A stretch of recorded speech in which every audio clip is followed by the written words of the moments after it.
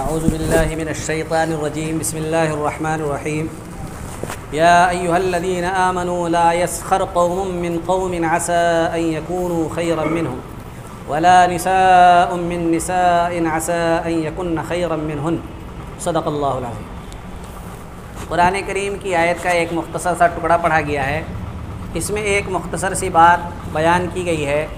ہم لوگ 15 دن تراویح پڑھیں گے تو روزانہ ایک ایک بات بتا دی جائے گی تاکہ روزانہ دین کی ایک ایک بات ہم لوگ سیکھ سکیں۔ اس آیت کریمہ کے اس ٹکڑے میں کیا بیان کیا گیا ہے؟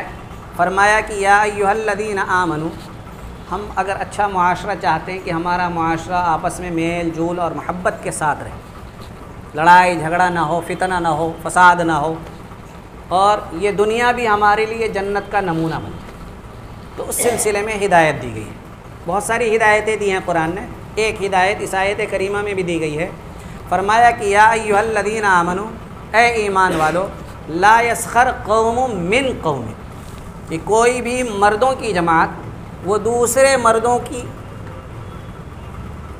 کا مذاق نہ اڑائے، کیا نہ کرے۔ مرد جو ہے، ایک مرد جو ہے وہ دوسرے مرد کا کیا نہ کرے، مذاق نہ اڑائے۔ کیونکہ مذاق کوئی کسی کا کیوں اڑاتا ہے؟ جب وہ سوچتا ہے کہ اس سے اچھا میں ہوں اور یہ کیا ہے، حقیر ہے، گھٹیا ہے، اسی لیے وہ اس کا مذاق اڑاتا ہے کہ ابے تیرا جوتا کیسا ہے، تیری ٹوپی بیکار سی ہے، تیرا شرٹ خراب سا ہے، اور تیری گاڑی دیکھ پھٹیچر سی ہے۔ اس طریقے سے مذاق جب اڑاتا ہے انسان دوسرے کا، کب اڑاتا ہے؟ جب اپنے آپ کو اچھا سمجھتا ہے اور دوسرے کو گھٹیا اور بیکار اور حقیر سمجھتا ہے۔ تو فرمایا کہ کوئی بھی مرد کیا نہ کرے، دوسرے مرد کا مذاق نہ اڑائے۔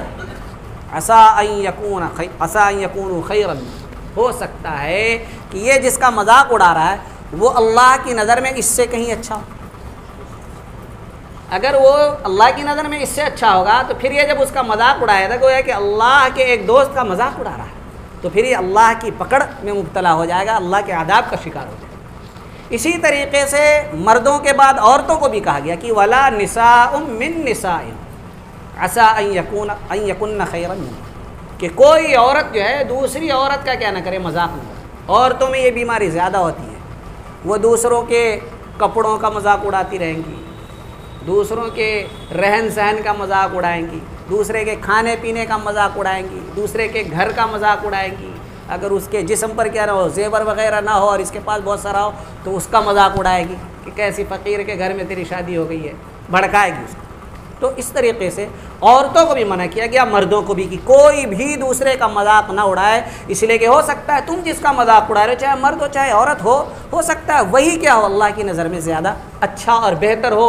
اگر ایسا ہوا تو پھر تو تم اللہ کے عذاب کے شکار ہو جاؤ گے اور اللہ کے عذاب میں مبتلا ہو جاؤ گے۔ اس لیے ایسا کوئی کام نہیں کرنا چاہیے جس کی وجہ سے آدمی اللہ کے عذاب میں مبتلا ہو۔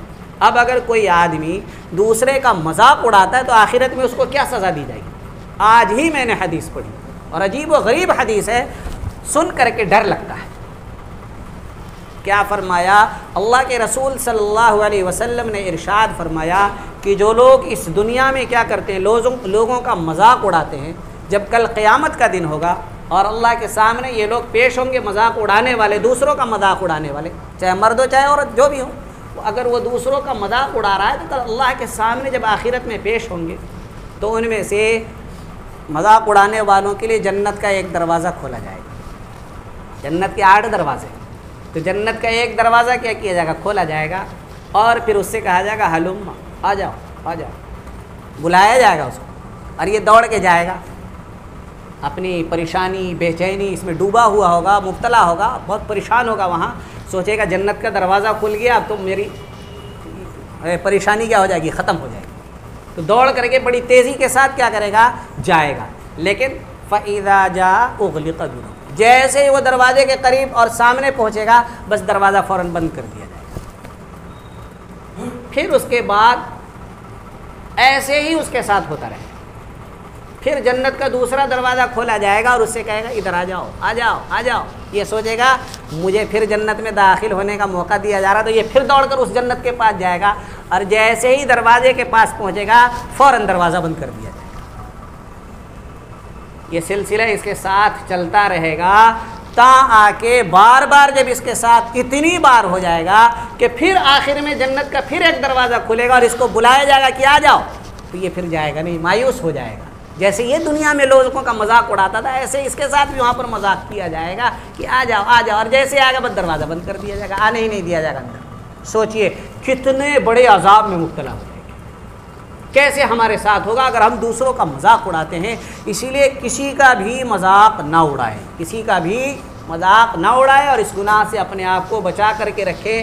اللہ تبارک و تعالی ہم سب کی اس گناہ سے حفاظت فرمائے۔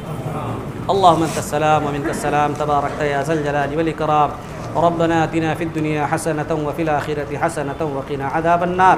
اے اللہ ہم سب کی بخشش فرما، اے اللہ ہم سب کے لیے جنت کا فیصلہ فرما، اے اللہ جہنم اور عذاب قبر سے ہم سب کی حفاظت فرما، اے اللہ دنیا کی ہر پریشانی سے ہم سب کو نجات عطا فرما، اے اللہ آخرت کی ہر خوشی ہمیں عطا فرما، اے اللہ اچھے اعمال کی توفیق عطا فرما، اچھے اعمال کا کرنا ہمارے لیے آسان فرما، برے اعمال سے ہم سب کی حفاظت فرما، بیماروں کو شفا عطا فرما، پریشان حال لوگوں کی پریشانیاں دور فرما، ہماری تمام دعاؤں کو اپنے فضل و کرم، قرآن کریم، نبی کریم صلی اللہ علیہ وسلم، خانہ کعبہ، مسجد نبوی اور مسجد اقصیٰ کے صدقے میں قبول فرما۔ وصلی اللہ تعالی علی خیر خلقہ محمد و آلہ و اصحابہ اجمعین برحمتک یا ارحم الراحمین۔